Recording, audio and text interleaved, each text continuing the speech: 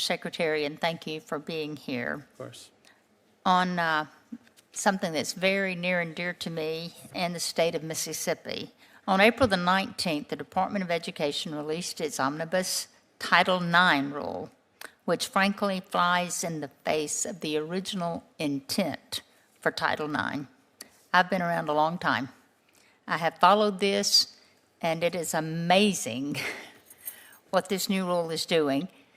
There are many troubling aspects of it, like its weakening of due process protections.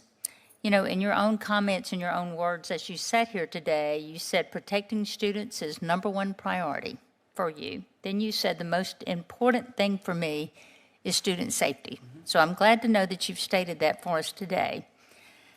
Redefining the word sex to include gender identity and compelling speech is part of this. You're redefining the definition of sex. Does the rule require schools to share information with parents regarding their children's gender status? As an educator, I can tell you that engaging with families and communicating with families regularly is an important part of the work. But does it require the schools to share information with parents? Does this rule require schools to share the information with parents regarding their children's gender status? Does it require it? Whether this rule does or not, parents and schools should be working together, and that is an expectation of educators, and that's what they've been doing. I have to tell you, the rule strengthens protections for students. It's about keeping students safe. I don't necessarily agree with that. I only have 5 minutes, so I'm going to continue on. Do you investigate schools that socially transition children without notifying students' parents? Do you investigate those schools? I do not investigate schools that do that. So if they don't follow the rule, there's no consequences and there's no investigation? If there's a Title IX investigation request, we look at the merits of the request. So you do investigate schools that socially transition children without their parents' knowledge? Depending on what the request is, I defer that to the investigators at OCR whether or not to take a case. With the new rule redefining the word sex, what does your department have to say about how this rule will impact biological females? I'm thinking specifically about how it will allow transgender students to choose any bathroom, any locker room they wish, therefore eliminating the safe spaces for women and even pushing women out of athletics altogether. Do you agree that they're eliminating those safe spaces when they allow transgenders to choose the bathroom and the locker room that they want to go in?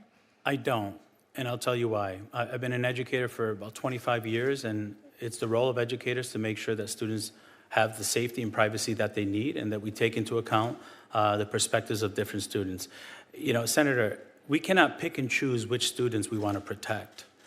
All students deserve protection in our schools, and what this Title IX rule does is ensure that all students, including our LGBTQI students, are protected. So when a biological male goes into the locker room with biological females, you think that that is a safe space for those young girls?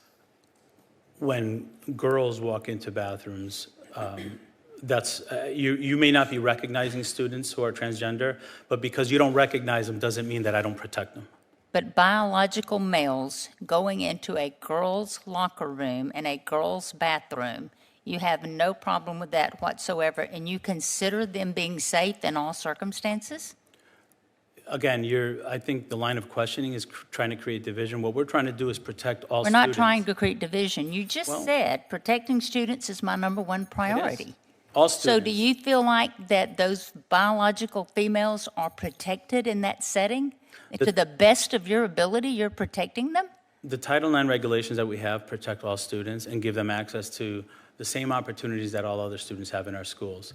As I said before, we can't pick and choose which students we want to protect. And for I far totally too long, agree. All students need protecting. But there's a difference in boys and girls and where they change. Do we have to flip a coin to work out, heads or tails, what side of the fence Joe Manchin is on today?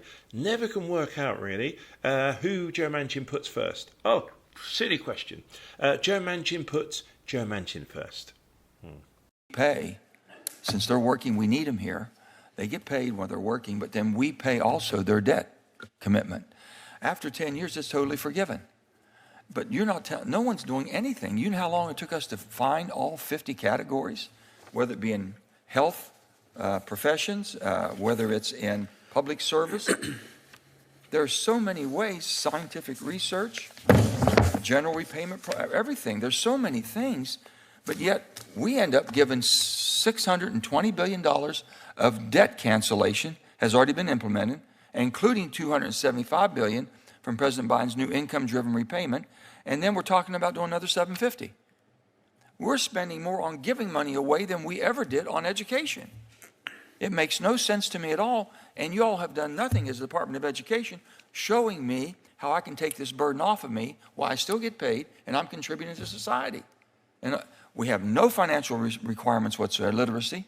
When a student goes into the college, as I'm understanding it, you please correct me if I'm wrong, they'll go there and they say, what is your family's income? And you get the Stafford loan. So you can borrow, they said, well, you can borrow up to $12,000 with your family loan, with your family income. They might only need 6, but they'll take all 12. And then most of them, majority fall out in 2 years.